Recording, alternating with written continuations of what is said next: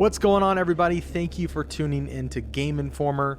I'm your host, Alex Van Aken, and today we're going to be taking a look at some of this exclusive gameplay footage that we have from Resident Evil 4 Remake, Chapter 5. We're going to be seeing some church gameplay, some Ashley gameplay, and some of the cabin fight, as well as, just overall fighting Ganado and trying to stay alive. So we've got about 12 minutes of footage here to show you today. And I'm joined by Marcus Stewart. How are you, Marcus? I'm feeling great. I'm happy to be seeing this section again because, as I mentioned in the cover story I wrote, I've had a lot of fun playing it. Absolutely. So yeah, we are. This footage starts out, and we are, simply escaping from the church. This is how many hours into the game would you say this is, Marcus? Yeah, it's hard to say because we don't know how long the other chapters are. It's got to be at least probably like 3-ish hours, I would guess. Yeah. This is not our gameplay, by the way. If people are wondering, this is a B-roll that Capcom provided, so this is someone on the team playing, not us. Yes, we did play through this section, everything that you see today. An important disclaimer, Capcom did help out with accommodations for travel. That means like flights, hotel, in association with this cover trip. We didn't have any of those conversations. Like, that's our bosses that handle all that. We kind of just show up and do our job, but it is an important disclaimer. That being said, we are not influenced by that. Roost, I've secured Baby Eagle. Copy that. Is she okay? Affirmative. Well done, Condor 1. I'll dispatch a chopper ASAP. I'm sending you the coordinates for the extraction point. Make your way there, and don't let anything happen to Baby Eagle. Copy that. Hurry. The weather is getting worse. Roost out. So you see the Hunnigan conversations are in game now, which is nice. You can kind of move around while it's happening. Yeah, nice shot of the map there. Going to the helicopter extraction point where nothing will go wrong, I'm sure. In the beginning you saw Leon and Ashley sort of just talking about like, hey, we need to get out of here. Fun fact, without spoiling, there's a little extra area in that upper deck that you can find if you don't want to just beeline it straight for that ladder. So keep an eye out up there. I found it on my playthrough. We are making our way through here. Leon being a gentleman, moving that out the way because he's all big and strong. Spread out. Okay.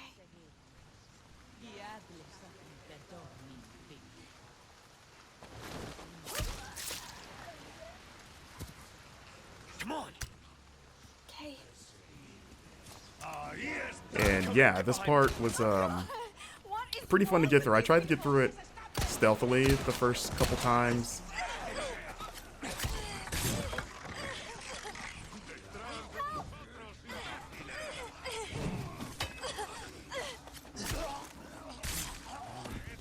You okay?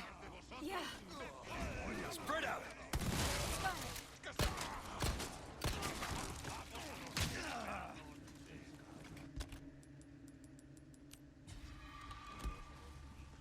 So you're going to notice there's going to be a few jumps in the clips here. Again, that's a Capcom thing, so this isn't going to be a straight run-through of the chapter. It's going to jump around at points. But as you can see, the flash grenade still very effective against those tentacled, transformed Ganado.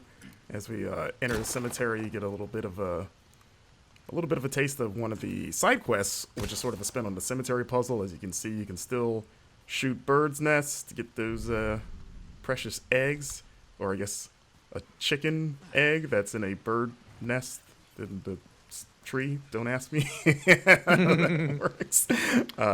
You know how it is. But I mean, in the original game, you killed snakes and got chicken eggs, which was always kind of weird. There he is. Took care of a request. Well done. Man himself. Look at you. So you can see here turning in side quest, which is what you're going to be doing. One has to wonder how he moves with all that heavy equipment in that coat. Must be pretty strong. It's kind of like a Dragon Ball, like Piccolo weighted training gear. He's probably pretty strong. But I was thinking he's just like into CrossFit. we we don't know. He's a mysterious figure. As you see, we're upgrading our equipment here. You can upgrade knives now, as mentioned in the cover story, which is nice, which you're going to be needing because they have limited durability. And you're going to be using it quite a bit for the new parry mechanic, which I enjoy. And you can see there's another side quest right there. You're going to want to keep an eye out in the environment for those blue flyers. Oh, so there's the Wild Doll quest. That was one of the more involved quests that we saw so far. Absolutely. We need to keep moving. And you won't see the solution in this footage, but you will see sort of what's on the other end of this side quest for you. Yeah. The dog is hard to find. We are going to show the dog, but the way to find the dog will be, I guess, a little bit of a mystery. And also important to note, we turned left when we left that door. There's another path behind us if we were to turn right out of that door that goes into an underground tunnel that like takes you up through a well in the village. So there's a lot of paths available.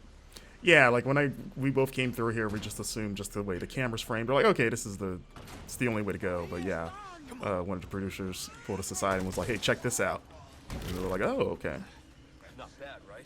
Here we go. We've got the village at night. That lady thought she could take a pitchfork to Leon. Didn't work out for her. And this is I was gonna just comment on the rain. I know that there's a lot of talk about Raingate. Raingate. I do agree. I think it can be tuned down a little bit.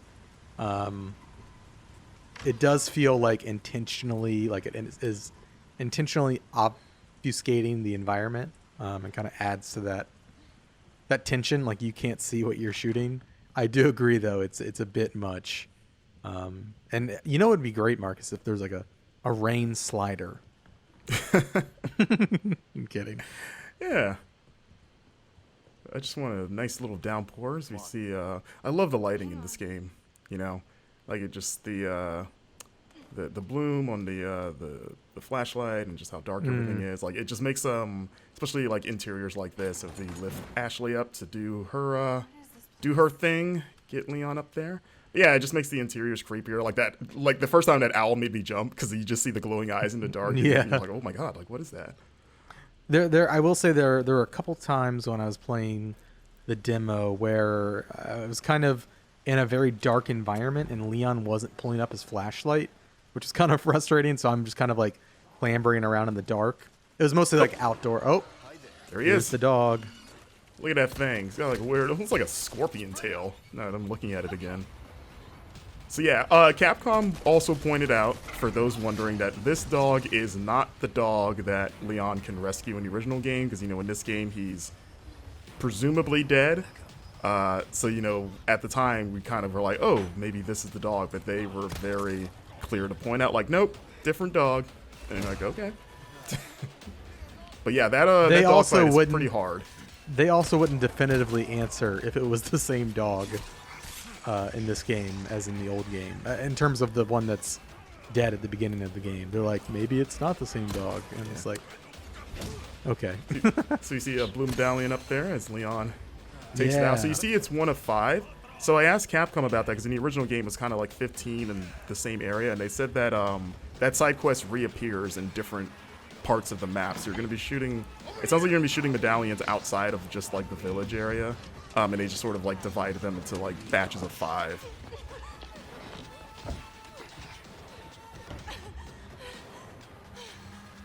You.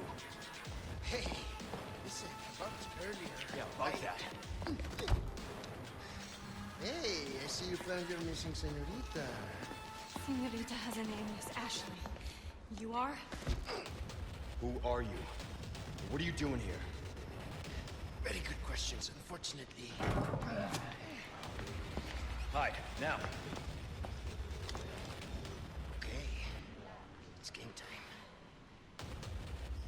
time. And due to the cuts, there's a lot of that village before the bridge that we ran over that you can you know, fight through and explore. Like there's a lot that they didn't show in this footage. It's where, at least during our playthrough, the brute first appears, the cow-headed enemy. Right. in that area just before the bridge that we crossed. But yeah, because in the footage we've put out of this, people have seen the cow guy shows up in this fight, here. but you Yeah. actually fight him well before this. So yeah, so when it he seems shows like up in he's the gonna fight, be what were we saying? yeah, he's definitely a recurring enemy. But when he shows up in the fight, you've already had to fight him before, and so I feel like it's extra tense because it's like, oh my god, I got to fight this guy now. Yes. So I saw some people speculating that he might be a single persistent enemy that follows you. I'm No. pretty sure that is not the case. Yeah, I think he's No, just another I have- enemy type. I have killed him several times in different areas. Yeah. Just a new enemy type. So this fight was pretty wild, as it is in the original, but even more so here. And there he is, Mr. Bullman. There's been a lot of like back and forth, like is he a cow, is he a bull? But I was like, he's got a horn there. Might be a bull thing. Well, a bull is just a cow. It's a male cow. I mean, yeah, they're the same thing. But you know, like bulls have horns. Okay, You know. that's fair. That's fair. Listen, He's got a single horn there, it looks like, as Leon just gets pummeled. and yeah, that's the end of the action gameplay we've got to show off. This is a look at putting gems inside of treasures to increase their value. Of course, if you different combinations of gems net you different bonuses. There are now customized cases that have different bonuses. So like the black case has an increased drop rate for L resources. Yeah. And you can pick up charms as well, with a little chicken charm. The charms and the cases, they give you little passive bonuses. Yeah. And you can do that stuff in the typewriter menu, as you saw. So you can't do that all the time, just when you reach those save